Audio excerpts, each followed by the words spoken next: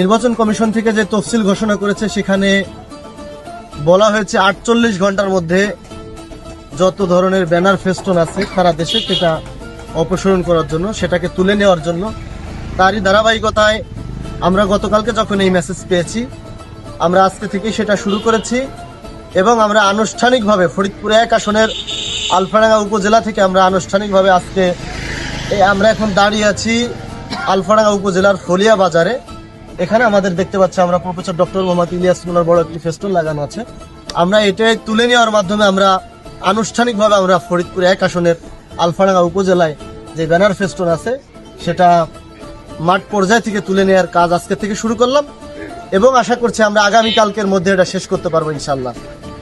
আমাদের যেখানে বাংলাদেশ জামাত ইসলামী যেখানে যে প্রার্থী দিয়েছে, আমরা চাইবো নির্ধারিত সময়ের আগে ইনশাল্লাহ আমাদের সব জায়গা থেকে আমাদের এই ফেস্টুন এবং ব্যানারকে আমরা তুলে নিতে পারবো।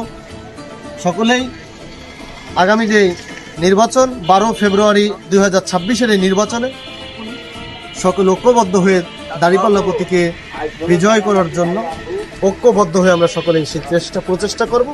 সকলের আন্তরিক সহযোগিতা কামনা করে সকলকে ধন্যবাদ জানিয়ে শেষ করছি। আসসালামু আলাইকুম।